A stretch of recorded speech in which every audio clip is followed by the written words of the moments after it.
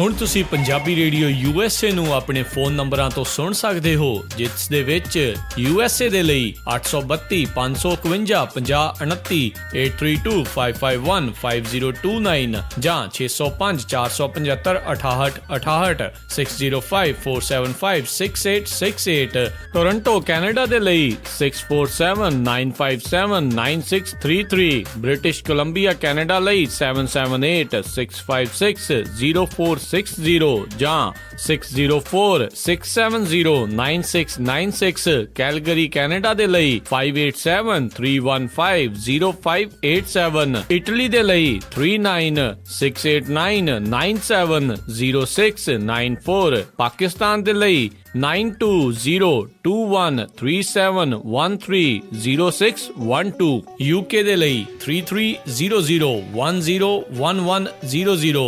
3300101100, Germany ਦੇ ਲਈ 51180904041511 80904041, France ਦੇ ਲਈ 331801425595, 33180142 ਆਸਟ੍ਰੇਲੀਆ ਦੇ ਲਈ 612080805601, 6128080501। ਹੁਣ ਤੁਸੀਂ ਆਪਣੇ ਦੇਸ਼ਾਂ ਦੇ ਵਿੱਚੋਂ ਇਹਨਾਂ ਨੰਬਰਾਂ ਦੇ ਉੱਤੇ ਕਾਲ ਕਰਕੇ ਪੰਜਾਬੀ ਰੇਡੀਓ USA ਨੂੰ ਲਾਈਵ ਸੁਣ ਸਕਦੇ ਹੋ। ਇਸ ਦੇ ਨਾਲ ਹੀ ਤੁਸੀਂ ਖਬਰਾਂ, ਖਬਰ ਤੇ ਨਜ਼ਰ, ਸਿਹਤ ਸੰਭਾਲ ਦਾ ਪ੍ਰੋਗਰਾਮ, ਨਾਨ ਸਟਾਪ ਪੰਜਾਬੀ ਗੀਤ, ਗੁਰਬਾਣੀ ਰੇਡੀਓ, ਸ਼੍ਰੀ ਦਰਬਾਰ ਸਾਹਿਬ ਜੀ ਦੇ ਹੁਕਮਨਾਮਾ ਸਾਹਿਬ ਦੀ ਵਿਆਖਿਆ ਪੰਜਾਬੀ ਅਤੇ ਅੰਗਰੇਜ਼ੀ ਦੇ ਵਿੱਚ, ਵੱਖ-ਵੱਖ ਗੁਰੂ ਘਰਾਂ ਦਾ ਸਿੱਧਾ ਪ੍ਰਸਾਰਣ, ਇਹ ਸਾਰਾ ਕੁਝ ਇਹਨਾਂ ਨੰਬਰਾਂ ਤੇ ਡਾਇਲ ਕਰਕੇ ਸੁਣ ਸਕਦੇ ਹੋ, ਜਾਂ ਸਾਡੀ ਵੈਬਸਾਈਟ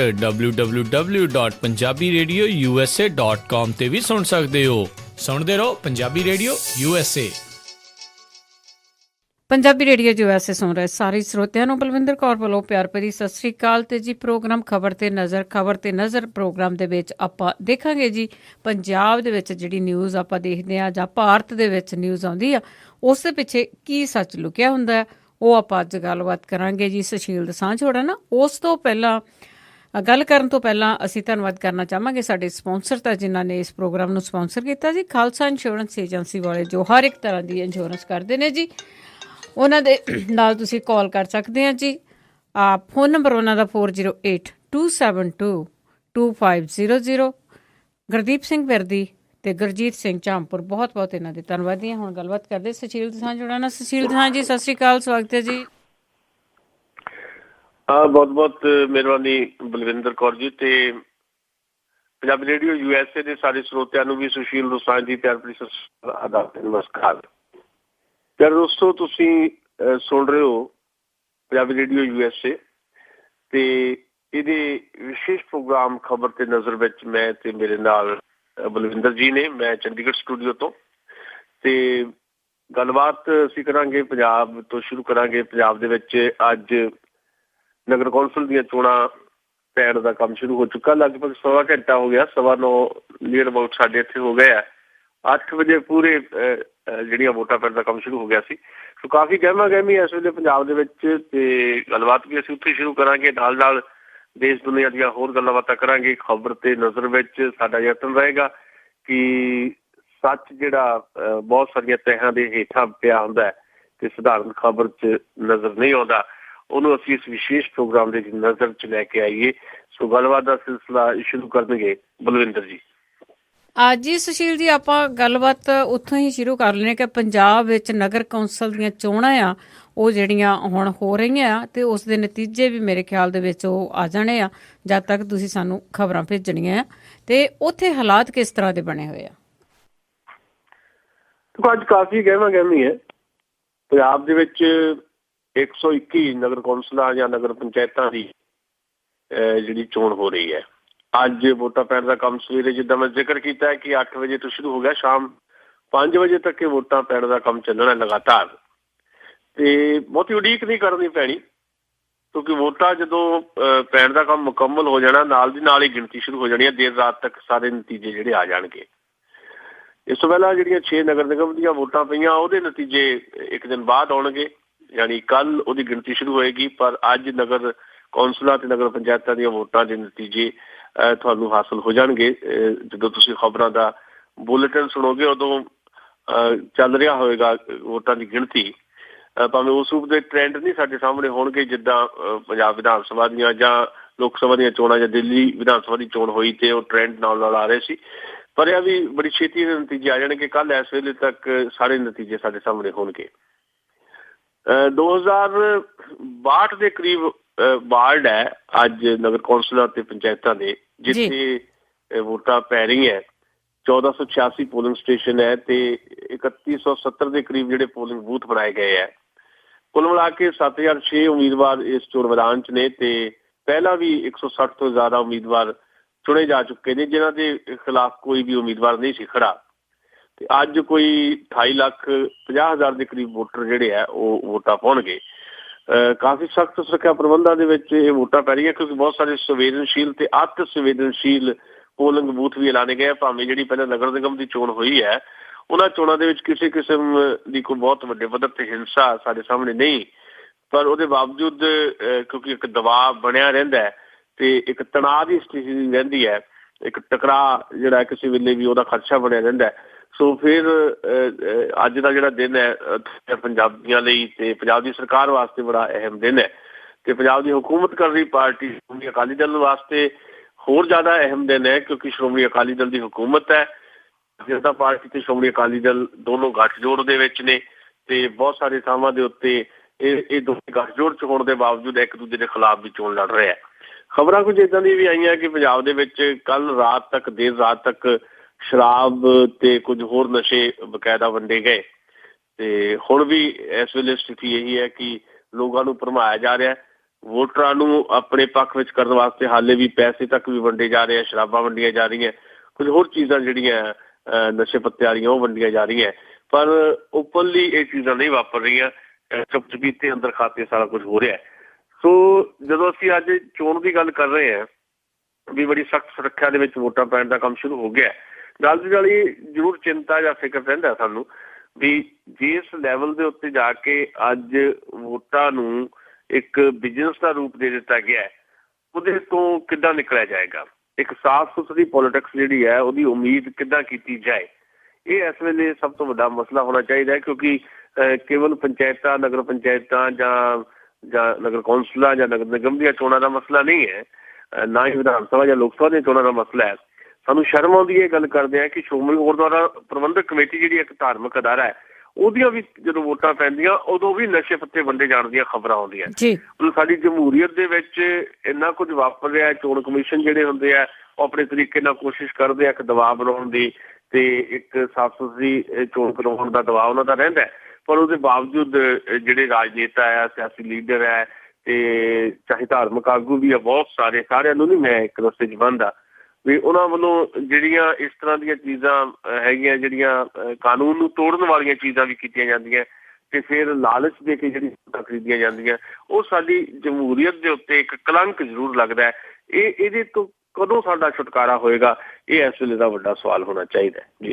ਜੀ ਬਿਲਕੁਲ। ਤੇ ਜਿਸ ਤਰ੍ਹਾਂ ਤੁਸੀਂ ਇਲੈਕਸ਼ਨਾਂ ਦੀ ਗੱਲ ਕੀਤੀ ਆ ਤੇ ਇਸ ਦੇ ਵਿੱਚ ਇਹ ਜ਼ਰੂਰ ਦੱਸੋ ਕਿ ਕਿਹੜੀਆਂ ਪਾਰਟੀਆਂ ਆਪਸ ਵਿੱਚ ਭਿੜ ਰਹੀਆਂ ਆ ਤੇ ਇਹ ਵੀ ਪਤਾ ਲੱਗਾ ਕਿ ਜਿਹੜੇ ਆਜ਼ਾਦ ਉਮੀਦਵਾਰ ਆ ਉਹ ਬਿਲਕੁਲ ਖੁੰਭਾਂ ਵਾਂਗ ਉੱਗੇ ਹੋਏ ਆ। ਜੀ ਦੇਖੋ, ਇਸ ਤਰ੍ਹਾਂ ਹੈ ਵੀ ਪੰਜਾਬ ਦੇ ਵਿੱਚ ਨਗਰ ਨਿਗਮ ਦੀਆਂ ਵੋਟਾਂ ਹੈਗੀਆਂ। ਨਗਰ ਨਿਗਮ ਦੀਆਂ ਵੋਟਾਂ ਤੋਂ ਬਾਅਦ ਅੱਜ ਨਗਰ ਕੌਂਸਲ ਦੀਆਂ ਚੋਣਾਂ। ਪਹਿਲੀ ਵਾਰ ਹੈ ਵੀ ਸ਼੍ਰੋਮਣੀ ਅਕਾਲੀ ਦਲ ਨੂੰ ਸਭ ਤੋਂ ਜ਼ਿਆਦਾ ਬਗਾਵਤ ਕਰਨਾ ਪੈ ਰਿਹਾ। ਸਭ ਤੋਂ ਜ਼ਿਆਦਾ ਬਾਗੀ ਉਮੀਦਵਾਰ ਸ਼੍ਰੋਮਣੀ ਅਕਾਲੀ ਦਲ ਦੇ ਹੋਏ ਹੈ ਤੇ ਭਾਰਤੀ ਜਨਤਾ ਪਾਰਟੀ ਦੇ ਵਿੱਚੋਂ ਵੀ ਬਹੁਤ ਸਾਰੇ ਬਾਗੀ ਉਮੀਦਵਾਰ ਸਾਡੇ ਸਾਹਮਣੇ ਆਏ ਹੈ। ਕਾਂਗਰਸ ਪਾਰਟੀ ਪਹਿਲਾਂ ਹੀ ਬਹੁਤ ਬੁਰੀ ਹਾਲਤ ਵਿੱਚ ਹੈ ਪੰਜਾਬ ਦੇ ਵਿੱਚ। ਕਾਂਗਰਸ ਪਾਰਟੀ ਤਾਂ ਇਹ ਲੱਗਦਾ ਹੈ ਕਿ ਕਾਂਗਰਸ ਪਾਰਟੀ ਜਿਹੜੀ ਪੰਜਾਬ ਦੀ ਹੈ ਉਹਨੇ ਪਹਿਲਾਂ ਹੀ ਹਾਰ ਮੰਨੀ ਹੋਈ ਹੈ ਆਪਣੀ। ਕੈਪਟਨ ਅਮਰਿੰਦਰ ਸਿੰਘ ਇਸ ਚੋਣ ਦੇ ਵਿੱਚ ਬਿਲਕੁਲ ਵੀ ਇਨਵੋਲਵ ਨਹੀਂ ਹੈ ਤੇ ਚੋਣ ਜਿਹੜੀ ਲੜੀ ਜਾ ਰਹੀ ਕਾਂਗਰਸ ਪਾਰਟੀ ਵੱਲੋਂ ਉਹਦੀ ਅਗਵਾਈ ਪ੍ਰਤਾਪ ਸਿੰਘ ਬਾਜਵਾ ਦੇ ਹੱਥ ਹੈ, ਜਿਹੜੇ ਪੰਜਾਬ ਕਾਂਗਰਸ ਦੇ ਪ੍ਰੈਜ਼ੀਡੈਂਟ ਹੈ। ਪਰ ਪ੍ਰਤਾਪ ਸਿੰਘ ਬਾਜਵਾ ਨੇ ਵੀ ਇਹ ਪਹਿਲਾਂ ਦਾਅਵਾ ਕੀਤਾ ਸੀ ਕਿ ਜਿਹੜੇ ਉਹਨਾਂ ਦੀ ਪਾਰਟੀ 'ਚ ਬਾਗੀ ਹੋ ਕੇ ਖੜੇ ਹੈ ਉਹਨਾਂ ਦੇ ਖਿਲਾਫ ਐਕਸ਼ਨ ਲਿਆ ਜਾਏਗਾ। ਸ਼੍ਰੋਮਣੀ ਅਕਾਲੀ ਦਲ ਨੇ ਐਕਸ਼ਨ ਲਿਆ। ਸ਼੍ਰੋਮਣੀ ਅਕਾਲੀ ਦਲ ਨੇ ਕੋਈ 90 ਦੇ ਕਰੀਬ ਆਪਣੇ ਉਹ ਲੋਕ ਕੱਢ ਦਿੱਤੇ ਪਾਰਟੀ ਦੇ ਵਿੱਚੋਂ ਜਿਹੜੇ ਬਾਗੀ ਹੋ ਕੇ ਚੋਣ ਲੜ ਰਹੇ ਸੀ। ਬੀਜੇਪੀ ਨੇ ਵੀ ਆਪਣੇ ਬਾਗੀਆਂ ਨੂੰ ਕੱਢਿਆ ਪਰ ਪ੍ਰਤਾਪ ਸਿੰਘ ਬਾਜਵਾ ਦੀ ਕਿਹੜੀ ਮਜਬੂਰੀ ਸੀ ਕਿ ਉਹ ਬਾਗੀਆਂ ਦੇ ਖਿਲਾਫ ਕੋਈ ਕਾਰਵਾਈ ਨਹੀਂ ਕਰ ਸਕੇ ਦਾਅਵਾ ਕਰਨ ਦੇ ਬਾਵਜੂਦ? ਇਹ ਆਪਣੇ ਆਪ 'ਚ ਸਵਾਲ ਇਸ ਕਰਕੇ ਹੈ ਕਿਉਂਕਿ ਖੁਦ ਪ੍ਰਤਾਪ ਸਿੰਘ ਬਾਜਵਾ ਦੇ ਆਪਣੇ ਜ਼ਿਲ੍ਹੇ ਦੇ ਵਿੱਚ, ਗੁਰਦਾਸਪੁਰ ਦੇ ਵਿੱਚ, ਬਟਾਲੇ ਦੇ ਵਿੱਚ ਬਹੁਤ ਵੱਡੀ ਬਗਾਵਤ ਦਾ ਸਾਹਮਣਾ ਕਰਨਾ ਪਿਆ ਪ੍ਰਤਾਪ ਸਿੰਘ ਬਾਜਵਾ ਨੂੰ। ਸੋ ਅਲਟੀਮੇਟਲੀ ਜਿਹੜਾ ਇਸ ਵੇਲੇ ਸੀਨ ਹੈ, ਉਹ ਸੀਨ ਇਹ ਹੈ ਵੀ ਸ਼੍ਰੋਮਣੀ ਅਕਾਲੀ ਦਲ ਤੇ ਭਾਰਤੀ ਜਨਤਾ ਪਾਰਟੀ ਦਾ ਗੱਠਜੋੜ ਰਲ ਕੇ ਚੋਣਾਂ ਲੜ ਰਿਹਾ, ਪਰ ਉਹਦੇ ਬਾਵਜੂਦ ਨਗਰ ਨਿਗਮ ਦੀਆਂ ਚੋਣਾਂ ਦੇ ਵਿੱਚ ਵੀ ਤੇ ਨਗਰ ਕੌਂਸਲ ਤੇ ਨਗਰ ਪੰਚਾਇਤਾਂ ਦੀਆਂ ਚੋਣਾਂ ਦੇ ਵਿੱਚ ਵੀ ਸ਼੍ਰੋਮਣੀ ਅਕਾਲੀ ਦਲ ਤੇ ਭਾਰਤੀ ਜਨਤਾ ਪਾਰਟੀ ਬਹੁਤ ਸਾਰੇ ਥਾਵਾਂ ਤੇ ਆਪੋ ਵਿੱਚ ਵੀ ਲੜ ਰਿਹਾ। ਇੱਕ ਗੱਲ। ਦੂਜੀ ਗੱਲ, ਸ਼੍ਰੋਮਣੀ ਅਕਾਲੀ ਦਲ ਤੇ ਭਾਰਤੀ ਜਨਤਾ ਪਾਰਟੀ ਨੂੰ ਵੀ ਬਾਗੀਆਂ ਦਾ ਸਾਹਮਣਾ ਕਰਨਾ ਪੈ ਰਿਹਾ। ਤੀਜੀ ਗੱਲ, ਕਾਂਗਰਸ ਪਾਰਟੀ ਦੋ ਧੜਿਆਂ 'ਚ ਵੰਡੀ ਹੋਈ ਹੈ ਤੇ ਕੈਪਟਨ ਅਮਰਿੰਦਰ ਇਹਦੇ 'ਚ ਸਿੱਧੇ ਤੌਰ ਤੇ ਇਨਵੋਲਵਮੈਂਟ ਕੋਈ ਦਿਖਾ ਨਹੀਂ ਰਹੇ। ਉਲਟਾ ਕੈਪਟਨ ਅਮਰਿੰਦਰ ਨੇ ਇਹ ਕਹਿ ਦਿੱਤਾ ਕਿ ਜਿਹੜੀ ਜਿੱਤ ਹਾਰ ਹੋਏਗੀ ਇਹਨਾਂ ਚੋਣਾਂ ਦੇ ਵਿੱਚ ਉਹਦੀ ਜ਼ਿੰਮੇਵਾਰੀ ਪ੍ਰਤਾਪ ਸਿੰਘ ਬਾਜਵੇ ਤੇ ਹੈ। ਉਹਦਾ ਕਾਰਨ ਇਹ ਹੈ ਵੀ ਕੈਪਟਨ ਅਮਰਿੰਦਰ ਇਹ ਚਾਹੁੰਦੇ ਆ ਕਿ ਇਹ ਚੋਣ ਦੇ ਵਿੱਚ ਕਾਂਗਰਸ ਦੀ ਕਾਰਗੁਜ਼ਾਰੀ ਬਹੁਤੀ ਬਿਹਤਰ ਨਾ ਹੋਵੇ, ਕਿਉਂਕਿ ਜਿਹੜਾ ਇੱਕ ਮਾਹੌਲ ਬਣਿਆ ਹੋਇਆ ਪੰਜਾਬ ਕਾਂਗਰਸ ਦੇ ਅੰਦਰ ਪ੍ਰਤਾਪ ਸਿੰਘ ਬਾਜਵਾ ਦੇ ਖਿਲਾਫ ਤੇ ਹਾਈ ਕਮਾਨ ਨੂੰ ਵੀ ਇਸ ਤਰ੍ਹਾਂ ਦਾ ਮੈਸੇਜ ਕਨਵੇ ਕੀਤਾ ਹੈ ਉਹਨਾਂ ਨੇ ਵੀ ਪ੍ਰਤਾਪ ਸਿੰਘ ਬਾਜਵਾ ਦੀ ਪ੍ਰਧਾਨਗੀ ਨਾਲ ਚੋਣਾਂ ਦੇ ਨਤੀਜਿਆਂ ਤੋਂ ਬਾਅਦ ਬਹੁਤੀ ਦੇਰ ਤੱਕ ਨਾ ਰਵੇ।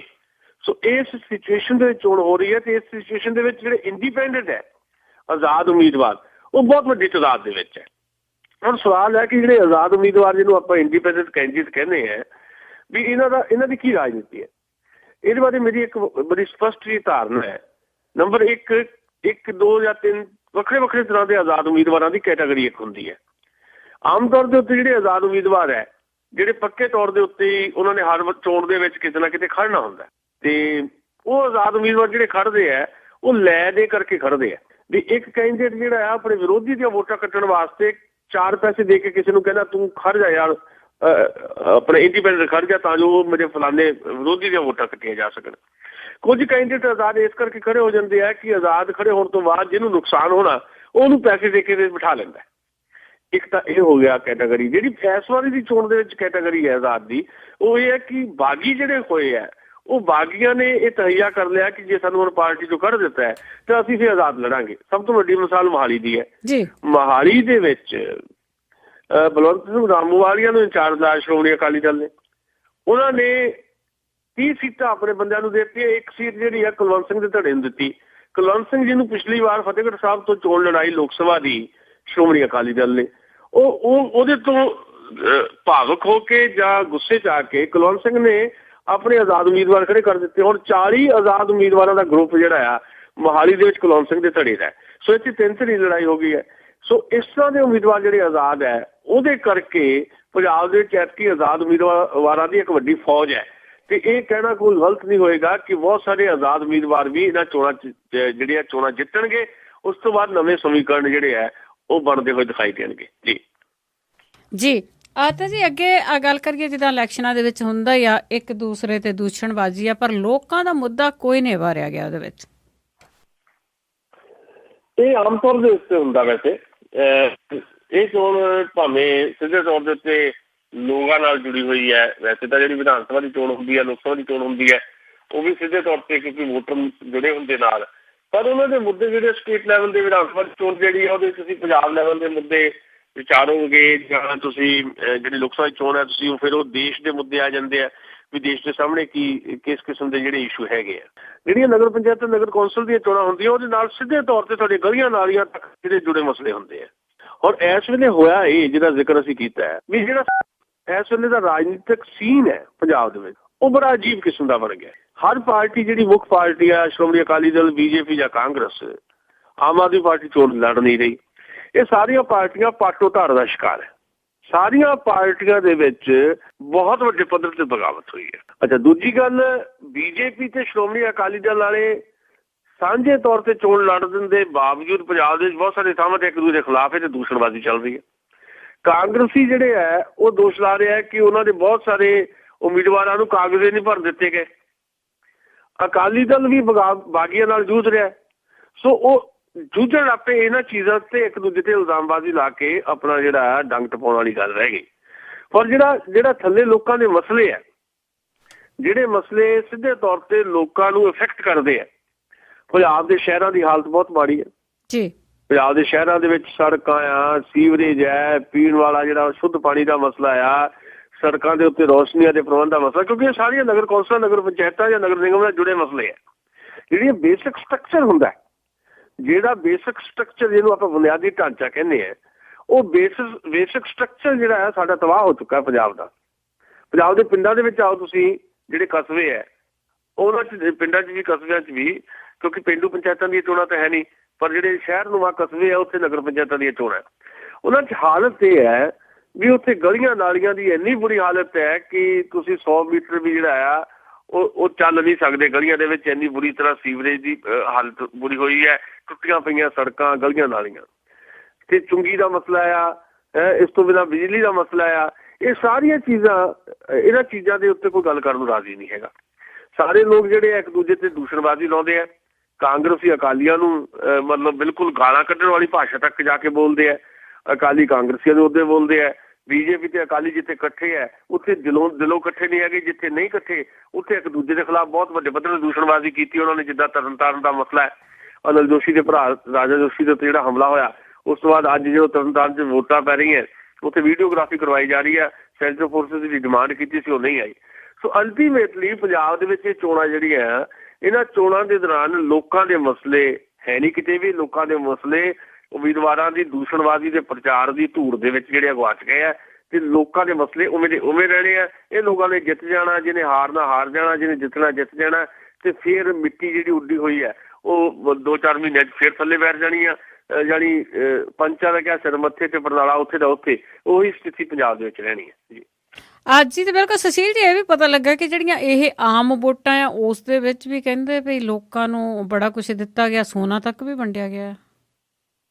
ਬਹੁਤ ਜ਼ਿਆਦਾ ਇਹਨਾਂ ਚੋਣਾਂ ਦੇ ਵਿੱਚ ਇਸ ਤਰ੍ਹਾਂ ਦਾ ਜਿਹੜਾ ਵੰਡ ਵਡਾਈ ਦਾ ਜਿਹੜਾ ਦੌਰ ਚੱਲਿਆ ਹੈ। ਬਹੁਤ ਸਾਰੀਆਂ ਖਬਰਾਂ ਆਈਆਂ। ਇੱਕ ਤਾਂ ਹੁਣੇ ਖਬਰ ਆਈ ਹੈ, ਪਹਿਲਾਂ ਤਾਂ ਆਮ ਤੌਰ ਦੇ ਉੱਤੇ ਅਸੀਂ ਕਰਦੇ ਸੀ ਨਸ਼ੇ ਵੰਡੇ ਜਾਂਦੇ ਆ ਜੀ, ਤੇ ਹੁਣ ਏਦਾਂ ਦੀਆਂ ਖਬਰਾਂ ਆਈਆਂ ਤਾਂ ਤੁਸੀਂ ਸੋਨੇ ਦਾ ਜ਼ਿਕਰ ਕੀਤਾ। ਕੁਝ ਥਾਵਾਂ ਦੇ ਉੱਤੇ ਲੋਕਾਂ ਨੂੰ, ਬੀਬੀਆਂ ਨੂੰ ਦੇ ਉੱਤੇ ਸੋਨੇ ਦੀਆਂ ਬਾਲੀਆਂ ਭੇਟ ਕੀਤੀਆਂ ਗਈਆਂ, ਤੇ ਦੇਸੀ ਘਿਓ ਵੀ ਵੰਡਿਆ ਗਿਆ, ਯਾਨੀ ਰਾਸ਼ਨ ਵੀ ਵੰਡਿਆ ਗਿਆ। ਏਦਾਂ ਦੀਆਂ ਖਬਰਾਂ। ਸੂਟ ਬੀਬੀਆਂ ਨੂੰ ਵੰਡੇ ਗਏ ਆ ਜੀ। ਪਿਛਲੀ 5 ਸਾਲ ਪਹਿਲਾਂ ਜਦੋਂ ਚੋਣਾਂ ਹੋਈਆਂ ਪੰਚਾਇਤਾਂ ਦੀਆਂ, ਉਦੋਂ ਪਿੰਡਾਂ ਦੇ ਵਿੱਚੋਂ ਏਦਾਂ ਦੀਆਂ ਖਬਰਾਂ ਆਈਆਂ ਵੀ ਪਿੰਡਾਂ ਦੇ ਵਿੱਚ ਜਿਹੜੀਆਂ ਬੀਬੀਆਂ ਆ ਉਹਨਾਂ ਨੂੰ ਆਪਣੇ ਉਹਨਾਂ ਦੀਆਂ ਵੋਟਾਂ ਹਾਸਲ ਕਰਨ ਵਾਸਤੇ ਉਹਨਾਂ ਨੂੰ ਲੇਡੀ ਸੂਟ ਤੱਕ ਵੀ ਵੰਡੇ ਗਏ ਜੀ। ਉਹ ਪੂਰਾ ਜਿਹੜਾ ਇੱਕ ਪੂਰੇ ਦਾ ਪੂਰਾ ਇੱਕ ਟ੍ਰੈਂਡ ਅਸੀਂ ਇਹ ਪੰਜਾਬ ਦੇ ਵਿੱਚ ਅੱਜ ਦੇਖ ਰਹੇ ਹਾਂ। ਮਤਲਬ ਲੋਕਾਂ ਨੂੰ ਲਾਲਚ ਦੇ ਕੇ ਇੱਕ ਦਿਨ ਦੇ ਬਾਦਸ਼ਾਹ ਬਣਾ ਕੇ ਵੋਟਾਂ ਹਾਸਲ ਕਰਨ ਦੀ ਜਿਹੜੀ ਇਹ ਦੌੜ ਹੈ ਬਹੁਤ ਜ਼ਿਆਦਾ ਤੇਜ਼ ਹੋ ਚੁੱਕੀ ਹੈ। ਤੇ ਕਿਹਾ ਜਾਂਦਾ ਸੀ ਕਿ ਜੇ ਹੁਣ ਤੁਸੀਂ ਪਿੰਡ ਦੇ ਪੰਚਾਇਤ ਮੈਂਬਰ ਲਈ ਵੀ ਚੋਣ ਲੜਨੀ ਹੈ ਨਾ, ਤੁਹਾਨੂੰ ਘੱਟੋ ਘੱਟ 5-7 ਲੱਖ ਰੁਪਈਆ ਚਾਹੀਦਾ। ਤੇ ਏਦਾਂ ਹੀ ਨਗਰ ਕੌਂਸਲ ਤੇ ਨਗਰ ਪੰਚਾਇਤਾਂ ਦੀ ਚੋਣਾਂ ਦੇ ਵਿੱਚ ਲੱਖਾਂ ਰੁਪਏ ਜਿਹੜੇ ਝੋਕੇ ਗਏ ਆ ਇਹਨਾਂ ਚੋਣਾਂ ਦੇ ਵਿੱਚ, ਜਿਨ੍ਹਾਂ ਦਾ ਕੋਈ ਹਿਸਾਬ ਕਿਤਾਬ ਨਹੀਂ ਹੈ। ਤੇ ਪੈਸਾ ਕਿੱਥੋਂ ਆਉਂਦਾ? ਸ਼ਰਾਬ, ਬਾਕੀ ਭੁੱਕੀ ਤੇ ਬਾਕੀ ਨਸ਼ੇ ਵੀ ਉਹ ਬਹੁਤ ਵੱਡੇ ਪੱਧਰ ਤੇ ਜਿਹੜੇ ਵੰਡੇ ਗਏ ਆ, ਵੰਡੇ ਜਾ ਰਹੇ। ਅੱਜ ਵੀ ਵੋਟਾਂ ਵਾਲੇ ਦਿਨ ਵੀ ਵੰਡੇ ਜਾ ਰਹੇ ਆ। ਉਹ ਸਾਰਾ ਜਿਹੜਾ ਇੱਕ ਪੈਸਾ ਆ, ਉਹ ਪੈਸਾ ਸਿੱਧੇ ਤੌਰ ਦੇ ਉੱਤੇ ਕਰਪਸ਼ਨ ਦਾ ਪੈਸਾ ਹੈ। ਸੋ ਪੋਲੀਟੀਕਲ ਕਰਪਸ਼ਨ ਇਸ ਟੋਟਲ ਸਿਸਟਮ ਦੀ ਜੜ ਬਣ ਚੁੱਕੀ ਹੈ। ਉਹ ਜਿਹੜੀ ਪੋਲੀਟੀਕਲ ਕਰਪਸ਼ਨ ਹੈ ਉਹ ਹੁਣ ਪਿੰਡ ਦੀ ਪੰਚਾਇਤ ਦੀ ਚੋਣ ਤੱਕ ਵੀ ਜਾ ਕੇ ਪਹੁੰਚ ਗਈ ਹੈ। ਈਵਨ ਅਸੀਂ ਜ਼ਿਕਰ ਕਰਦੇ ਹਾਂ, ਮੈਨੂੰ ਬੜੀ ਸ਼ਰਮ ਦੀ ਇਹ ਗੱਲ ਕਰਦੇ ਹਾਂ ਕਿ ਇੱਥੇ ਧਾਰਮਿਕ ਚੋਣਾਂ ਵੀ ਜਿਹੜੀਆਂ ਆਉਂਦੀਆਂ, ਹੁਣ ਸ਼੍ਰੋਮਣੀ ਗੁਰਦੁਆਰਾ ਪ੍ਰਬੰਧਕ ਕਮੇਟੀ ਦਾ ਵੀ ਮੈਂ ਜ਼ਿਕਰ ਕੀਤਾ ਸੀ, ਤੇ ਉਹਦੀ ਚੋਣ ਦੇ ਵਿੱਚ ਵੀ ਨਸ਼ੇ ਤੱਕ ਵੰਡੇ ਗਏ ਸੀ। ਸੋ ਇਸ ਸਥਿਤੀ ਦੇ ਵਿੱਚ ਲਾਜ਼ਮੀ ਤੌਰ ਦੇ ਉੱਤੇ ਫਿਕਰ ਹੋ ਜਾਂਦਾ ਹੈ ਵੀ ਸਾਡੀ ਜਮਹੂਰੀਅਤ ਅਸਲ ਦੇ ਵਿੱਚ ਜਾ ਕੇ ਇੱਧਰ ਨੂੰ ਰਹੀ ਹੈ, ਤੇ ਇਹਦਾ ਨਿਤਾਰਾ ਹੋਣਾ ਕਦੋਂ ਆ? ਕਿਹੜੇ ਲੋਕ ਆਉਣਗੇ ਨਵੇਂ ਜਿਹੜੇ ਇਸ ਵਿਗੜੀ ਹੋਈ ਅਵਸਥਾ ਠੀਕ ਸਮਝੇ ਜੀ। ਜੀ ਤੇ ਜੀ ਅੱਗੇ ਆਪਾਂ ਗੱਲ ਕਰਦੇ ਆ ਜ਼ਮੀਨ ਅਕਵਾਇਰ ਆ ਜਿਹੜੀ ਉਹਦਾ ਕੀ ਹੈਗਾ ਆ, ਇਹ ਕਿਹੜਾ ਲਾਅ ਹੈਗਾ ਆ ਜ਼ਮੀਨ ਅਕਵਾਇਰ ਕਰਨ ਦਾ? ਕਿਉਂਕਿ ਲੋਕ ਲਹਿਰ ਦੇ ਜਿਹੜੇ ਲੀਡਰ ਆ ਉਹਨਾਂ ਨੂੰ ਇਸ ਲਈ ਅੰਦੋਲਨ ਕਰਨੇ ਪੈ ਰਹੇ ਆ। ਅਨਾਜ਼ਾਰੇ ਸਾਹਿਬ 2 ਦਿਨ ਉੱਥੇ ਬੈਠੇ ਨੇ ਦਿੱਲੀ ਆ ਕੇ। ਅਨਾਜ਼ਾਰੇ ਉਹਨਾਂ ਦੀ ਆਪਣੀ ਕਿਸਮ ਦੀ ਪੋਲਿਟਿਕਸ ਹੈ, ਕਿਉਂਕਿ ਉਹ ਆਊਟ ਆਫ ਸੀਨ ਹੋ ਗਏ ਸੀ ਕੁਝ ਸਮੇਂ ਤੋਂ, ਕਿਉਂਕਿ ਉਹਨਾਂ ਦੇ ਜਿਹੜੇ ਚੇਲੇ ਬਾਲਕੇ ਸੀ ਉਹਨਾਂ ਨੇ ਵੱਖਰੀ ਰਾਜਨੀਤੀ ਅਡਾਪਟ ਕਰ ਲਈ। ਅਰਵਿੰਦ ਕੇਜਰੀਵਾਲ ਨੇ ਸਿੱਧੇ ਤੌਰ ਦੇ ਉੱਤੇ ਪੀਪਲਸ ਵਾਇਸ ਬਣਨ ਦੀ ਕੋਸ਼ਿਸ਼ ਵਜੋਂ ਆਮ ਆਦਮੀ ਪਾਰਟੀ ਦਾ ਗਠਨ ਕੀਤਾ, ਤੇ ਦੂਜੀ ਵਾਰ ਉਹ ਦਿੱਲੀ ਦੇ ਮੁੱਖ ਮੰਤਰੀ ਬਣੇ। ਉਹਨਾਂ ਦੀ ਇੱਕ ਅਚੀਵਮੈਂਟ ਹੈ, ਨੋ ਡਾਊਟ। ਪਰ ਜਿਹੜੇ ਬਾਕੀ ਲੋਕ ਸੀਗੇ ਅੰਨਾ ਹਜ਼ਾਰੇ ਦੇ ਨਾਲ, ਉਹਦੇ ਚ ਕਿਰਨ ਬੇਦੀ ਨੂੰ ਲੈ ਕੇ ਜਨਰਲ ਵੀਕੇ ਸਿੰਘ, ਉਹ ਬੀਜੇਪੀ ਦੀ ਝੋਲੀ ਚ ਜਾ ਪਏ। ਅੰਨਾ ਹਜ਼ਾਰੇ ਇਕੱਲੇ ਰਹਿ ਗਏ। ਅੰਨਾ ਹਜ਼ਾਰੇ ਹੁਣ ਕੁਝ ਨਵੇਂ ਲੋਕਾਂ ਨੂੰ ਲੈ ਕੇ ਜ਼ਮੀਨ ਅਕਵਾਇਰ ਕਾਨੂੰਨ ਦੇ ਖਿਲਾਫ ਜੰਤਰ ਮੰਤਰ ਤੇ 2 ਦਿਨ ਵਾਸਤੇ ਧਰਨੇ ਤੇ ਬੈਠੇ ਸੀ। ਉਹਨਾਂ ਨੇ ਕਿਹਾ 4 ਮਹੀਨੇ ਬਾਅਦ ਜੇਲ੍ਹ ਪਰ ਅੰਦੋਲਨ ਵੀ ਹੋਏਗਾ ਜੇ ਜ਼ਮੀਨ ਅਕਵਾਇਰ ਬਿੱਲ ਦੇ ਵਿੱਚ ਜਿਹੜੀਆਂ ਸੋਧਾਂ ਨਾ ਕੀਤੀਆਂ ਗਈਆਂ।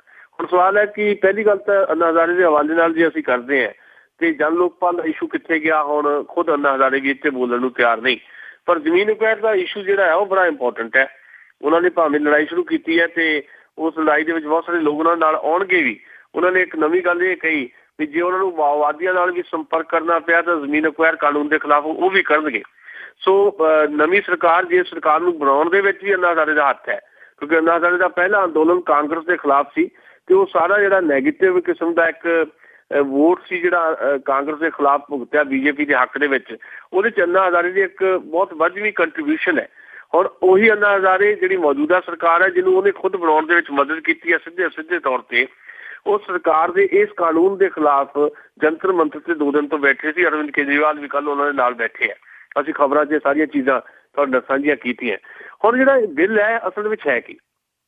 ਇਹ 'ਚ ਬੇਸਿਕ ਗੱਲਾਂ ਕਰਨ ਵਾਲੀਆਂ ਜਿਹੜੀਆਂ ਮੈਂ ਤੁਹਾਡੇ ਨਾਲ ਸਾਂਝੀਆਂ ਕਰਨਾ, ਉਹ ਇਸ ਤਰ੍ਹਾਂ ਹੈ ਵੀ ਜ਼ਮੀਨ ਅਕਵਾਇਰ ਜਿਹੜੀ ਜ਼ਮੀਨ ਹੈ ਕਿਸਾਨ ਦੀ, ਉਹ ਲੈ ਕੇ ਕਿਸੇ ਪ੍ਰਾਈਵੇਟ ਪ੍ਰੋਜੈਕਟ ਨੂੰ ਦੇਣੀ ਜਾਂ ਸਰਕਾਰ ਨੇ ਵਰਤਣੀ, ਇਹ ਪਹਿਲਾਂ ਵੀ ਹੁੰਦਾ ਆਇਆ, ਅੰਗਰੇਜ਼ ਦੀ ਹੁਕੂਮਤ ਵੇਲੇ ਵੀ ਹੁੰਦਾ ਆਇਆ। ਪਰ ਪਿਛਲੀ ਯੂਪੀਏ ਗਵਰਨਮੈਂਟ ਨੇ ਜਿਹੜਾ ਇੱਕ ਕਾਨੂੰਨ ਲਿਆਂਦਾ ਸੀ ਜ਼ਮੀਨ ਅਕਵਾਇਰ ਦਾ, ਉਹਦੇ 'ਚ ਹੁਣ ਸੋਧਾਂ ਕਰ ਦਿੱਤੀਆਂ ਗਈਆਂ।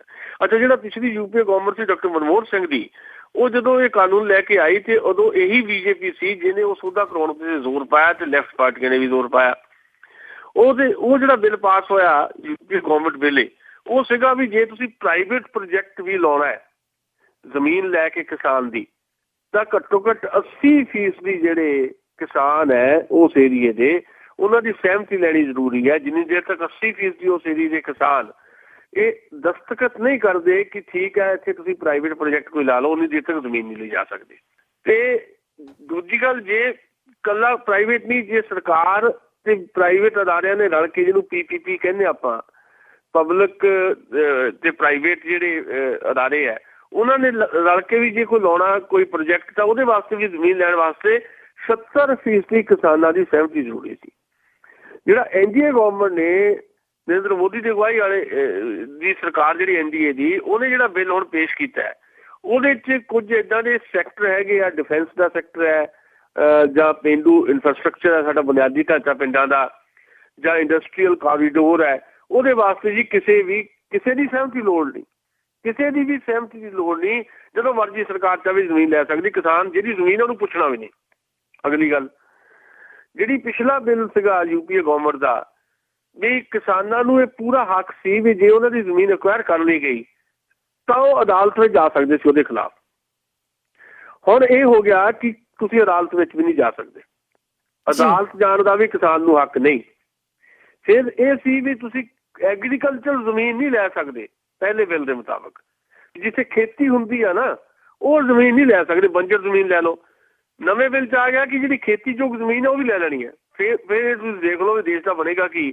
ਉਹ ਮੁਲਕ ਜਿਹੜਾ ਮੁਲਕ ਦੀ ਰੀੜ੍ਹ ਦੀ ਹੱਡੀ ਖੇਤੀ ਹੈ, ਐਗਰੀਕਲਚਰ ਹੈ, ਉਹ ਖੇਤੀ ਵਾਲੀ ਜ਼ਮੀਨ ਵੀ ਪ੍ਰਾਈਵੇਟ ਅਦਾਰਿਆਂ ਨੂੰ ਦੇਣ ਵਾਸਤੇ ਧੱਕੇ ਨਾਲ ਕਿਸਾਨਾਂ ਦੀ ਲੈ ਲੈਣੀ ਹੈ।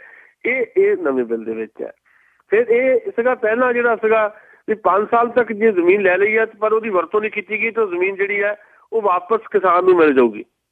ਹੁਣ ਉਹ ਵੀ ਨਹੀਂ ਰਿਹਾ, ਕਿਸਾਨ ਨੂੰ ਜ਼ਮੀਨ ਵਾਪਸ ਨਹੀਂ ਮਿਲੇਗੀ ਜਿੰਨਾ ਲੰਮਾ ਸਮਾਂ ਮਰਜ਼ੀ ਜਿਹੜਾ ਪ੍ਰੋਜੈਕਟ ਉੱਥੇ ਲਟਕ ਤਿਆਰ ਰਵੇ। ਸੋ ਇਸ ਮੁੱਦੇ ਦੇ ਉੱਤੇ ਦੇਸ਼ ਵਿੱਚ ਇੱਕ ਮਾਹੌਲ ਬਣਿਆ। ਦੇਸ਼ ਵਿੱਚ ਜਿੱਥੇ ਅੰਦੋਲਨ ਦੀ ਮੂਵਮੈਂਟ ਹੈ ਉੱਥੇ ਵੱਖ-ਵੱਖ ਕਿਸਾਨ ਜਥੇਬੰਦੀਆਂ ਇੱਥੇ ਅੰਦੋਲਨ ਕਰ ਰਹੀਆਂ, ਬਾਕੀ ਪਾਰਟੀਆਂ ਵੀ ਇੱਥੇ ਅੰਦੋਲਨ ਕਰ ਰਹੀਆਂ, ਜਿਹਦੇ ਕਰਕੇ ਹੁਣ ਐਡਾ ਵਿਰੋਧ ਦੇਖ ਕੇ ਭਾਰਤ ਦੀ ਸਰਕਾਰ ਚੁੱਕ ਤੇ ਜ਼ਮੀਨ ਅਕਵਾਇਰ ਬਿੱਲ ਦੇ ਵਿੱਚ ਕੁਝ ਨਵੀਆਂ ਸੋਧਾਂ ਕਰਨ ਵਾਸਤੇ ਉਹ ਤਿਆਰ ਹੋਈ ਹੈ। ਆਉਣ ਵਾਲੇ ਦਿਨਾਂ ਦੇ ਵਿੱਚ ਪਾਰਲੀਮੈਂਟ ਦੇ ਵਿੱਚ ਉਹ ਸੋਧਾਂ ਕੀ ਹੁੰਦੀਆਂ ਇਹ ਦੇਖਣ ਵਾਲੀ ਗੱਲ ਰਹੇਗੀ ਜੀ। ਅੱਜ ਹੀ ਤੇ ਜਿਸ ਤਰ੍ਹਾਂ ਆਪਾਂ ਬਿੱਲ ਅਕਵਾਇਰ ਦੀ ਗੱਲ ਕਰਦੇ ਹਾਂ, ਅੰਦੋਲਨ ਵੀ ਚੱਲਿਆ ਤੇ ਬਹੁਤ ਸਾਰੀਆਂ ਜਿਹੜੀਆਂ ਕਈ ਪਾਰਟੀਆਂ ਨੇ ਇਸ ਦਾ ਕੀਤਾ ਹੈਗਾ ਕਿ ਇਹ ਬਹੁਤ ਗੱਲ ਮਾੜੀ ਹੈ ਜਿਹੜੀ ਕਿਸਾਨਾਂ ਦੀ ਜ਼ਮੀਨ ਅਕਵਾਇਰ ਕਰਨ ਦੀ। ਤੇ ਉਸ ਦੇ ਵਿੱਚ ਜੇ ਇੱਕ ਛੋਟਾ ਜਿਹਾ ਬਿਆਨ ਅਕਾਲੀ ਦਲ ਦਾ ਵੀ ਆਇਆ ਆ, ਤੇ ਪਰ ਉਹ ਕੀ ਇਹ 9 ਮਾਸ ਦਾ ਰਿਸ਼ਤਾ ਆ ਜਿਹੜਾ ਉਸ ਦੇ ਵਿੱਚ ਕੋਈ ਕੋਰ ਪੱਕ ਗਈ ਆ ਜਾਂ ਕੀ ਕਾਰਨ ਕੀ ਹੋ ਸਕਦਾ ਆ? ਇਹ 9 ਮਾਸ ਦੇ ਰਿਸ਼ਤੇ ਦੇ ਵਿੱਚ 9 ਜਿਹੜਾ ਹੈ ਮਾਸ ਵਿੱਚ ਖੁੱਬਣ ਲੱਗ ਪਿਆ ਜੀ। ਤੇ ਉਹਦਾ ਹੀ ਨਤੀਜਾ ਹੈ ਕਿ ਅੱਜ ਜਿਹੜੀਆਂ ਚੋਣਾਂ ਦਾ ਅਸੀਂ ਜ਼ਿਕਰ ਕੀਤਾ, ਨਗਰ ਕੌਂਸਲ ਜਾਂ ਨਗਰ ਨਿਗਮ ਦੀਆਂ ਚੋਣਾਂ ਦੇ ਵਿੱਚ ਪੰਜਾਬ 'ਚ ਇਕੱਠਿਆਂ ਚੋਣ ਲੜਨ ਦੇ ਦਾਅਵਿਆਂ ਦੇ ਬਾਵਜੂਦ ਅਕਾਲੀ ਦਲ ਤੇ ਬੀਜੇਪੀ ਬਹੁਤ ਸਾਰੇ ਥਾਵਾਂ ਤੇ ਇੱਕ ਦੂਜੇ ਦੇ ਖਿਲਾਫ ਚੋਣ ਲੜ ਰਹੇ, ਜਿਹੜਾ ਜਦੋਂ ਨਤੀਜੇ ਆਉਣਗੇ ਉਸ ਤੋਂ ਬਾਅਦ ਇੱਕ ਨਵੇਂ ਕਿਸਮ ਦੇ ਸਮੀਕਰਨ ਬਣਨਗੇ। ਦੂਜੇ ਹਰਪ੍ਰੀਤ ਸਿੰਘ ਚੰਦੂਮਾਜਰਾ ਜਿਹੜੇ ਬਿਆਨ ਦਾ ਤੁਸੀਂ ਜ਼ਿਕਰ ਕੀਤਾ ਹੈ, ਪ੍ਰੇਮ ਸਿੰਘ ਚੰਦੂਮਾਜਰਾ ਨੇ ਇਹ ਗੱਲ ਕਹੀ ਹੈ ਕਿ ਜਿਹੜਾ ਨਵਾਂ ਜ਼ਮੀਨ ਅਕਵਾਇਰ ਬਿੱਲ ਹੈ ਉਹ ਸਹੀ ਨਹੀਂ ਹੈ, ਸਰਕਾਰ ਨੂੰ ਸੋਧ ਕਰਨੀ ਚਾਹੀਦੀ ਹੈ। ਪ੍ਰੇਮ ਸਿੰਘ ਚੰਦੂਮਾਜਰਾ ਉਸ ਪਾਰਟੀ ਚੋਂ ਹੈ ਜਿਹੜੀ ਪਾਰਟੀ ਦੇਸ਼ ਦੀ ਸਰਕਾਰ ਦੇ ਵਿੱਚ ਹਿੱਸੇਦਾਰ ਹੈ। ਦੇਸ਼ 'ਚ ਜਿਹੜੀ ਸਰਕਾਰ ਚੱਲ ਰਹੀ ਹੈ NDA ਦੀ, ਉਹਦੇ ਸ਼੍ਰੋਮਣੀ ਅਕਾਲੀ ਦਲ ਹਿੱਸੇਦਾਰ ਹੈ। ਉਹਨਾਂ ਦੀ ਆਪਣੀ ਇੱਕ ਮੰਤਰੀ ਹੈ ਸਰਕਾਰ ਦੇ ਵਿੱਚ, ਬੀਬੀ ਹਰਸਿਮਰਤ ਕੌਰ ਬਾਦਲ। ਹੁਣ ਕੀ ਇਹ ਸਮਝਿਆ ਜਾਏ ਕਿ ਭਾਰਤੀ ਜਨਤਾ ਪਾਰਟੀ ਦੀ ਅਗਵਾਈ 'ਚ, ਨਰਿੰਦਰ ਮੋਦੀ ਦੀ ਅਗਵਾਈ 'ਚ ਜਿਹੜੀ ਸਰਕਾਰ ਹੈ, ਉਸ ਸਰਕਾਰ ਵਾਸਤੇ ਅਕਾਲੀ ਦਲ ਕੋਈ ਸੰਕਟ ਖੜਾ ਕਰੇਗਾ? ਤੇ ਕਹਿਣਾ ਮੇਰਾ ਇਹੀ ਹੈ ਵੀ ਇਸ ਵੇਲੇ ਦਾ ਮੌਕਾ ਜਿਹੜਾ ਆ ਬਹੁਤ ਵਧੀਆ ਮੌਕਾ ਸ਼੍ਰੋਮਣੀ ਅਕਾਲੀ ਦਲ ਕੋਲ ਹੈ ਮੁੜ ਕੇ ਪੰਜਾਬੀਆਂ ਦੇ ਕੋਲ ਜਾਣ ਦਾ। ਮੈਂ ਅੱਗੇ ਵੀ ਇਹ ਗੱਲ ਕਹੀ ਹੋਏਗੀ ਵੀ ਜਦੋਂ ਤੋਂ ਸ਼੍ਰੋਮਣੀ ਅਕਾਲੀ ਦਲ ਤੇ BJP ਦੇ ਵਿਚਾਲੇ ਦਿੱਕਤ ਦੀ ਸਥਿਤੀ ਪੈਦਾ ਹੋਈ ਹੈ, ਉਦੋਂ ਤੋਂ ਮੇਰੀ ਇਹ ਧਾਰਨਾ ਬਣੀ ਹੈ ਕਿ ਹਾਲੇ ਵੀ ਜਿਹੜੀ ਗਲਤੀ 30 ਸਾਲ ਤੋਂ ਸ਼੍ਰੋਮਣੀ ਅਕਾਲੀ ਦਲ ਕਰ ਰਿਹਾ ਉਹ ਗਲਤੀ ਨੂੰ ਸੁਧਾਰ ਲਵੇ। ਨਹੀਂ ਤਾਂ ਅਕਾਲੀ ਦਲ ਜਿਹੜਾ ਹੈ ਲੋਕਾਂ ਲਈ ਜਾਂ ਪੰਜਾਬੀਆਂ ਲਈ ਲੜਨ ਦਾ ਜਿਹੜਾ ਦਾਅਵਾ ਕਰਦਾ ਹੈ, ਉਹ ਜਿਹੜੇ ਹੁਣ ਤੱਕ ਝੂਠੇ ਦਾਅਵੇ ਸਾਬਤ ਹੋਏ ਆ, ਉਹ ਹੋਰ ਜ਼ਿਆਦਾ ਪੱਕੀ ਉੱਤੇ ਗੱਲ ਹੋ ਜਾਏਗੀ। ਇਹੀ ਮੌਕਾ ਹੈ ਜਦੋਂ ਪੰਜਾਬ ਦੀਆਂ ਮੰਗਾਂ ਜਿਹੜੀਆਂ ਪੰਜਾਬ ਦੇ ਪੰਜਾਬੀ ਬੋਲਦੇ ਇਲਾਕੇ, ਚੰਡੀਗੜ੍ਹ ਪੰਜਾਬ ਦਾ ਪਾਣੀਆਂ ਦੇ ਮਸਲੇ ਜਿਹੜੇ ਹੈ, ਜਾਂ ਪੰਜਾਬ ਦੇ ਲੋਕਾਂ ਦੀਆਂ ਜਿਹੜੀਆਂ ਬੇਸਿਕ ਮੁਸ਼ਕਿਲਾਂ ਹੈਗੀਆਂ ਜਿਹਦੇ ਉੱਤੇ ਸਿੱਧੇ ਤੌਰ ਤੇ ਸੈਂਟਰ ਗੌਰਮੈਂਟ ਜ਼ਿੰਮੇਵਾਰ ਹੁੰਦੀ ਹੈ, ਸੈਂਟਰ ਤੇ ਦਬਾਅ ਪਾਵੇ ਸ਼੍ਰੋਮਣੀ ਅਕਾਲੀ ਦਲ ਤੇ ਇਸ ਮੁੱਦੇ ਤੇ ਜੇ BJP ਨਾਲ ਤੋੜਨਾ ਪਵੇ ਤਾਂ ਤੋੜ ਲਵੇ। ਜੇ ਅੱਜ ਜ਼ਮੀਨ ਅਕਵਾਇਰ ਬਿੱਲ ਦੇ ਇਸ਼ੂ ਦੇ ਉੱਤੇ ਜਿਹੜਾ ਬਿਆਨ ਦਿੱਤਾ ਚੰਦੂਮਾਜਰੇ ਨੇ, ਉਸ ਬਿਆਨ ਤੇ ਪਹਿਰਾ ਦਿੰਦਿਆਂ ਹੋਇਆ ਸ਼੍ਰੋਮਣੀ ਅਕਾਲੀ ਦਲ ਇਹ ਕਵੇ ਕਿ ਜੇ ਉਹ ਜ਼ਮੀਨ ਬਿੱਲ ਏਦਾਂ ਪਾਸ ਕਰਨਾ ਆ ਤਾਂ ਅਸੀਂ ਅੱਗੇ ਸਰਕਾਰ ਤੋਂ ਬਾਹਰ ਆਉਂਦੇ ਹਾਂ, ਤੇ ਘੱਟੋ ਘੱਟ ਪੰਜਾਬ ਦਾ ਕਿਸਾਨ ਇਹ ਸਮਝੇਗਾ ਕਿ ਹਾਂ ਠੀਕ ਹੈ ਜੀ, ਸ਼੍ਰੋਮਣੀ ਅਕਾਲੀ ਦਲ ਨੇ ਵੀ ਸਾਡੇ ਹੱਕ ਦੀ ਗੱਲ ਕੀਤੀ ਹੈ। ਪਰ ਲੱਗਦਾ ਨਹੀਂ ਹੈ, ਸਿਰਫ ਬਿਆਨਾਂ ਤੱਕ ਸੀਮਿਤ ਰਹਿੰਦੇ ਆ, ਕਿਉਂਕਿ ਬਾਦਲ ਸਾਹਿਬ ਤਾਂ ਤਰਲੇ ਮਾਨ ਤੱਕ ਗਏ ਹੋਏ ਆ ਕਿ ਜਿਹੜਾ ਸਾਡਾ ਰਿਸ਼ਤਾ ਟੁੱਟੇ ਨਾ। ਹੁਣ ਇਹ ਚੰਦੂਮਾਜਰੇ ਦੇ ਬਿਆਨ ਤੇ ਸ਼੍ਰੋਮਣੀ ਅਕਾਲੀ ਦਲ ਦੀ ਜਿਹੜੀ ਟੋਟਲ ਰਣਨੀਤੀ ਬਦਲ ਦੇਣੀ ਹੈ, ਕੋਈ ਦਾਅਪੇਚਕ ਸਥਿਤੀਆਂ ਦੀ ਤਬਦੀਲੀ ਆ ਜਾਣੀ ਹੈ, ਇਹਦੀ ਸੰਭਾਵਨਾ ਘੱਟ ਉਦੋਂ ਤੱਕ ਹੈ ਜਦੋਂ ਤੱਕ ਖੁਦ ਬਾਦਲ ਸਾਹਿਬ ਜਾਂ ਸੁਖਬੀਰ ਸਿੰਘ ਬਾਦਲ ਇਸ ਮੁੱਦੇ ਦੇ ਉੱਤੇ ਸਪਸ਼ਟ ਆਪਣੀ ਰਾਏ ਨਹੀਂ ਦਿੰਦੇ। ਜੀ ਤੇ ਜੀ ਅੱਗੇ ਆਪਾਂ ਗੱਲ ਕਰਦੇ ਆ ਰਾਹੁਲ ਗਾਂਧੀ ਦੀ। ਤੇ ਜਦੋਂ ਜੀ ਸਕੂਲ 'ਚ ਹੁੰਦੇ ਬੱਚੇ ਹੋਮਵਰਕ ਨਹੀਂ ਕੀਤਾ ਹੁੰਦਾ ਤੇ ਫਿਰ ਉਹ ਆਨੀ ਬਹਾਨੀ ਛੁੱਟੀ ਲੈ ਕੇ ਚਲੇ ਜਾਂਦੇ, ਤੇ ਇਸੇ ਤਰ੍ਹਾਂ ਰਾਹੁਲ ਗਾਂਧੀ ਵੀ ਛੁੱਟੀ ਤੇ ਚਲੇ ਗਏ। ਦੇਖੋ, ਪੰਜਾਬ ਦੀ ਗੱਲ ਤੋਂ ਬਾਅਦ ਜਦੋਂ ਅਸੀਂ ਦੇਸ਼ ਦੇ ਮੁੱਦਿਆਂ ਤੇ ਗੱਲ ਕਰਨੀ ਸ਼ੁਰੂ ਕਰ ਰਹੇ ਹਾਂ ਹੁਣ ਆਪਾਂ ਰਾਹੁਲ ਗਾਂਧੀ ਦੇ ਹਵਾਲੇ ਨਾਲ ਜੀ, ਤੇ ਜਿੱਦਾਂ ਪੰਜਾਬ ਦਾ ਵੀ ਜ਼ਿਕਰ ਕੀਤਾ, ਕਾਂਗਰਸ ਦੀ ਹਾਲਤ ਬਹੁਤ ਮਾੜੀ ਹੈ। ਇੱਥੇ ਸਾਰੇ ਦੇਸ਼ ਦੇ ਵਿੱਚ ਆਲਰੇਡੀ ਕਾਂਗਰਸ ਪਾਰਟੀ ਜਿਹੜੀ ਹੈ, ਜਿਹੜੀ 129 ਸਾਲ ਪੁਰਾਣੀ ਪਾਰਟੀ ਹੈ, ਉਹਦੀ ਹਾਲਤ ਇਸ ਤਰ੍ਹਾਂ ਹੈ ਜਿੱਦਾਂ ਅਰਧ ਮੂਰਛਿਤ ਹੋ ਗਈ ਹੋਵੇ। ਅਰਧ ਮੂਰਛਿਤ ਤੋਂ ਵੀ ਜ਼ਿਆਦਾ ਮੂਰਛਾ ਦੀ ਹਾਲਤ ਦੇ ਵਿੱਚ ਹੈ, ਬੇਹੋਸ਼ੀ ਦੀ ਹਾਲਤ ਵਿੱਚ ਹੈ ਕਾਂਗਰਸ ਪਾਰਟੀ। ਉਹ ਪਾਰਟੀ ਜਿਹਨੇ ਦੇਸ਼ ਦੇ ਇਤਿਹਾਸ ਨੂੰ ਲਿਖਣ ਦੇ ਵਿੱਚ ਇੱਕ ਵੱਡੀ ਭੂਮਿਕਾ ਨਿਭਾਈ ਹੋਵੇ, ਉਹ ਪਾਰਟੀ ਅੱਜ ਸੱਤਾ 'ਚ ਤਾਂ ਕੀ ਹੋਣੀ ਸੀ, ਓਪੋਜੀਸ਼ਨ ਦਾ ਦਰਜਾ ਵੀ ਹਾਸਲ ਨਹੀਂ ਕਰ ਸਕੀ। ਤੇ ਉਹਦੀ ਅਗਵਾਈ ਕਰ ਰਹੇ ਨੇ ਸੋਨੀਆ ਗਾਂਧੀ ਤੇ ਰਾਹੁਲ ਗਾਂਧੀ। ਤੇ ਰਾਹੁਲ ਗਾਂਧੀ ਉੱਤੇ ਪ੍ਰੈਸ਼ਰ ਹੈ ਇਸ ਗੱਲ ਦਾ, ਕਿਉਂਕਿ ਰਾਹੁਲ ਗਾਂਧੀ ਨੂੰ ਜਿੱਦਾਂ ਪ੍ਰੋਜੈਕਟ ਕੀਤਾ ਗਿਆ ਸੀ ਨਰਿੰਦਰ ਮੋਦੀ ਦੇ ਮੁਕਾਬਲੇ, ਉਹ ਸਾਰੀ ਪ੍ਰੋਜੈਕਸ਼ਨ ਦੇ ਬਾਵਜੂਦ ਵੀ ਰਾਹੁਲ ਗਾਂਧੀ ਉਹ ਸਿੱਟੇ ਨਹੀਂ ਕੱਢ ਸਕੇ। ਭਾਵੇਂ ਮੇਰੀ ਆਪਣੀ ਧਾਰਨਾ ਇਹ ਹੈ ਕਿ ਅਸਲ 'ਚ 10 ਸਾਲ ਦਾ ਜਿਹੜਾ ਕਾਰਜਕਾਲ ਹੈ ਡਾਕਟਰ ਮਨਮੋਹਨ ਸਿੰਘ ਦੀ ਸਰਕਾਰ ਦਾ, ਉਸ ਕਾਰਜਕਾਲ ਕਰਕੇ ਹੀ ਕਾਂਗਰਸ ਹਾਰੀ ਹੈ।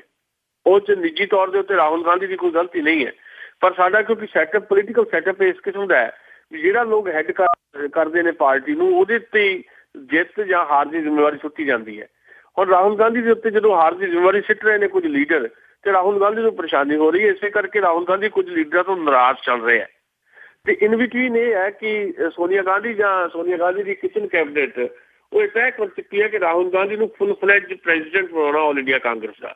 ਔਰ ਉਹ ਚੀਜ਼ ਨੂੰ ਮੈਨੇਜ ਕਰਨ ਵਾਸਤੇ 15 ਕੁ ਦਿਨ ਜਿਹੜੇ ਹੈ ਰਾਹੁਲ ਗਾਂਧੀ ਛੁੱਟੀ ਦੇ ਬਹਾਨੇ ਚਲੇ ਗਏ ਹੈ, ਤੇ ਪਿੱਛੋਂ ਜਿਹੜਾ ਧੜਾ ਰਾਹੁਲ ਗਾਂਧੀ ਦਾ ਵਿਰੋਧ ਕਰ ਰਿਹਾ ਉਹਨੂੰ ਮੈਨੇਜ ਕਰਨ ਵਾਸਤੇ ਜਾਂ ਉਹਨੂੰ ਹਾਸਲ ਕਰਨ ਵਾਸਤੇ ਸੋਨੀਆ ਗਾਂਧੀ ਨੂੰ 15 ਕੁ ਦਿਨ ਮਿਲੇ ਹੈ।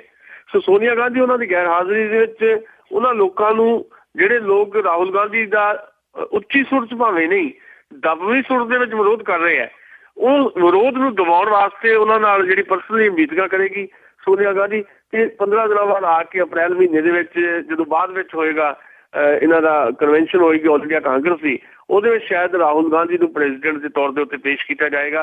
ਤੇ ਸ਼ਾਇਦ ਇੱਦਾਂ ਦੀ ਰਣਨੀਤੀ ਜਾਂ ਇੱਦਾਂ ਦੀ ਪਲਾਨਿੰਗ ਕੀਤੀ ਜਾ ਰਹੀ ਹੈ ਵੀ 2 ਸਾਲ ਬਾਅਦ ਪ੍ਰਿੰਕਾ ਗਾਂਧੀ ਨੂੰ ਰਾਹੁਲ ਗਾਂਧੀ ਦੇ ਬਰਾਬਰ ਲਿਆ ਕੇ ਖੜਾ ਕੀਤਾ ਜਾਏਗਾ, ਤਾਂ ਜੋ ਇੱਕ ਜਣਾ ਸਰਕਾਰ ਸਾਂਭਣ ਦਾ ਦਾਅਵਾ ਕਰੇ, ਅਗਲੀ ਵਾਰ ਪ੍ਰਧਾਨ ਮੰਤਰੀ ਰਾਹੁਲ ਗਾਂਧੀ ਹੋਏਗਾ ਤੇ ਪਾਰਟੀ ਪ੍ਰਿੰਕਾ ਗਾਂਧੀ ਸਾਂਭੇਗੀ, ਜਾਂ ਅਗਲੀ ਪ੍ਰਧਾਨ ਮੰਤਰੀ ਪ੍ਰਿੰਕਾ ਗਾਂਧੀ ਹੋਏਗੀ ਤੇ ਪਾਰਟੀ ਰਾਹੁਲ ਗਾਂਧੀ ਸਾਂਭੇਗਾ, ਤੇ ਬੈਕ ਤੋਂ ਜਿਹੜੀ ਹਮਾਇਤ ਰਹੇਗੀ ਸੋਨੀਆ ਗਾਂਧੀ ਦੀ ਰਹੇਗੀ। ਇਸ ਤਰ੍ਹਾਂ ਦੀ ਕੋਈ ਪਲਾਨਿੰਗ ਹੈ ਇਸ ਪਰਿਵਾਰ ਦੀ। ਪਰਿਵਾਰਵਾਦ ਦੀ ਰਾਜਨੀਤੀ 'ਚ ਅਸੀਂ ਫਸੇ ਹੋਏ ਹਾਂ।